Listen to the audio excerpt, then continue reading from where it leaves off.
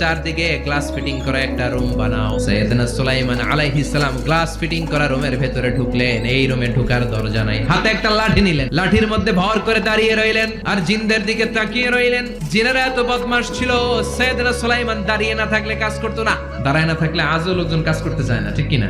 সুলাইমান আলাইহিস সালাম লাঠির মধ্যে ভর দিয়ে দাঁড়িয়ে রইলেন আর বললেন কাজ করো। জিনেরাও কাজ শুরু করলো। ওদিকে মালাকুল মাউত এসে বলল সুলাইমান সময় তো শেষ। সুলাইমান বলে সমস্যা নাই, রূহ কবজ করো। মালাকুল মাউত ওইভাবে লাঠিতে ভর দেওয়া অবস্থায়, দাঁড়ানো অবস্থায় সাইয়েদনা সুলাইমান আলাইহিস সালামের রূহ কবজ করে নিলেন। উনি এমন ভাবে দাঁড়িয়েছেন, রূহ চলে গেল, লাশ হয়ে দাঁড়িয়ে রইলেন। লাঠির মধ্যে দাঁড়িয়ে আছেন, জমিনের মধ্যে লুটিয়ে পড়ে নাই। সুবহানাল্লাহ। জিনেরা মনে করছে বস দাঁড়ায় আছে, কাজ করতে হবে। করতে করতে পুরা প্রজেক্টের কাজ শেষ। ইন দ্য মিন টাইম ঝিঝি পোকা, উই পোকা সুলাইমান আলাইহিস সালাম লাঠির ভেতরে ঢুকে লাঠিও খেয়ে ফেলেছে। সাইয়েদনা সুলাইমান আলাইহিস সালাম ধপাস করে জমিনে পড়েছে। আর জিনেরা কয় হায় হায়, খালি খালি কাম করছে এতদিন। সুবহানাল্লাহ কইবেন না?